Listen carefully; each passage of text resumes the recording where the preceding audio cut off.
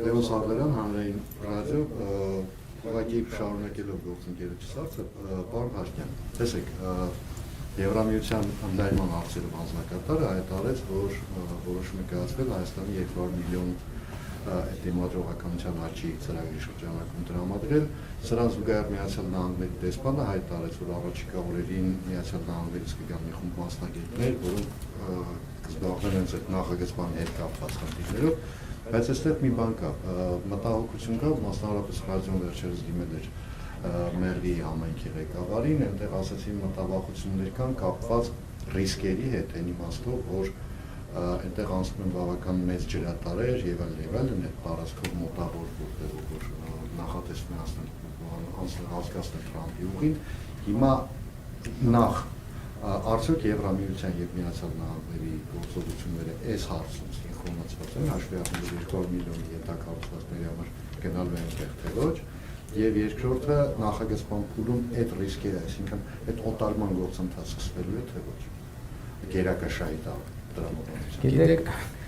նախ արձանագրենք, որ TRIP ուղին քննարկում է Հայաստան-Միացյալ Նահանգներ երկկողմ ձևաչափով։ Երրորդ կարա ներգրավի ցանկացած երրորդ կողմ, որի շուրջ Հայաստանն ու Միացյալ Նահանգները ձեռք կբերեն համաձայնություն։ Իհարկե մենք շահագրգռված ենք Եվրամիությունը մեզ համար վստահելի գործընկեր է, եւ մենք շահագրգռված ենք, որ մեզ համար վստահելի ավելի ու ավելի շատ գործընկերներ ներգրավեն, բայց ելի զուտ կոռեկտության առումով ֆիքսվել է, որ Հայաստանն ու Միացյալ Նահանգներն են թեման քննարկում եւ երրորդ կողմերը կարող են ներգրավել երկու կողմերի համաձայնության դեպքում։ Հիմա տեսեք, ասում եք մտահոգություն կա, որ ջրատար կա այնտեղ։ Մեր թղթերում եւ մեր պայմանավորվածություններում չկա, որ մենք ջրերը կտրում ենք, հացը կտրում ենք, օդը կտրում ենք, լույսը անջատում ենք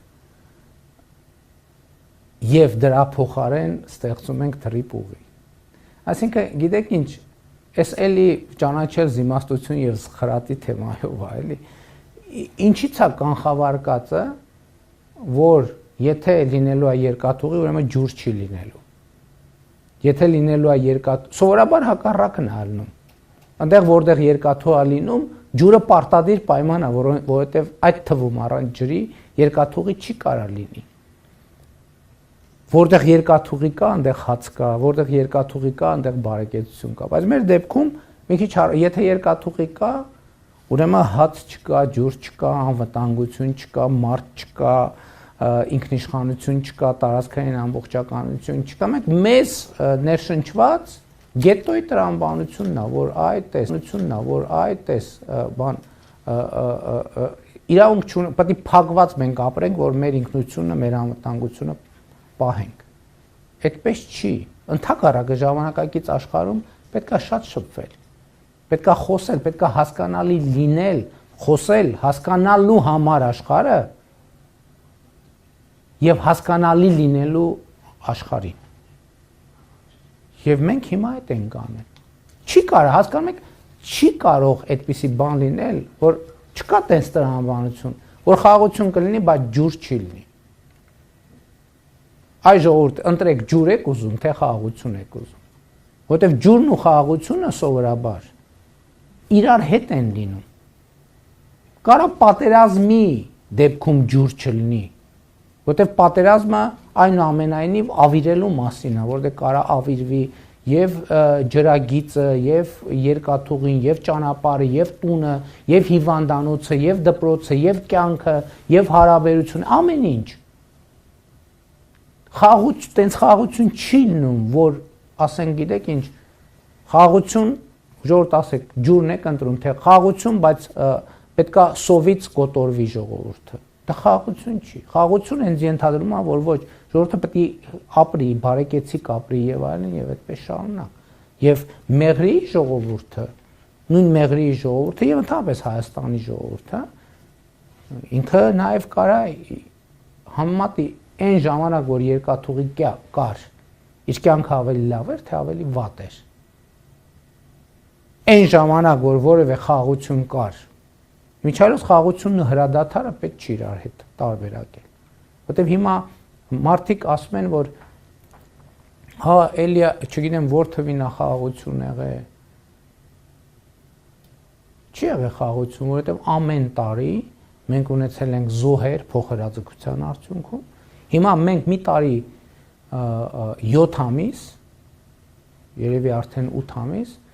Հայաստան-Ադրբեջան հրաձգությունների արդյունքում զոհ վիրավոր չունենք։ Մեր անկախության օրոք չի եղել այդպիսի մի տարի 7 ամիս։ Չի եղել այդպիսի մի տարի,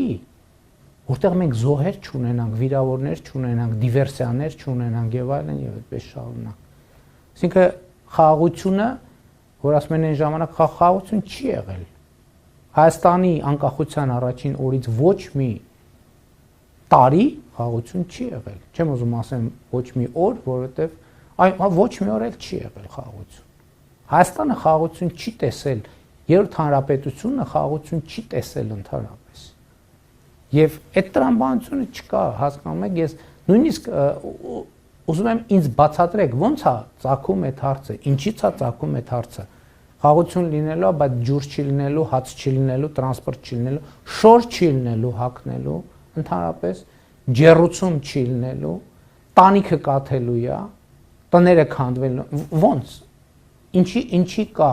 Ինչի կա այդ տրամաբանությունը։ Ես կարող եմ նաև բացատրել գուցե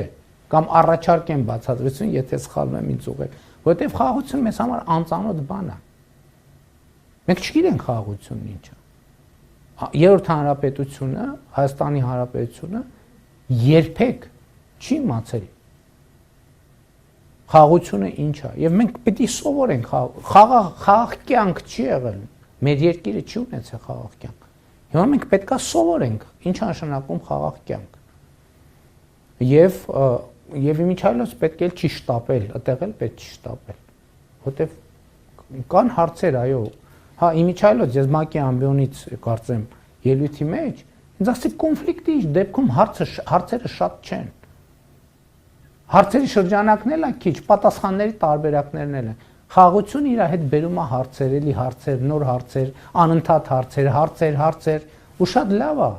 Պետք է նստել հանգիստ այդ պատասխանների շուրջ մտածել, գնալ տեսնել։ Իմ ասածը չի ենթադրում, որ մենք չպիտի նորից վերադառնանք, ջրի հետ կապված կարող է խնդիր լինի։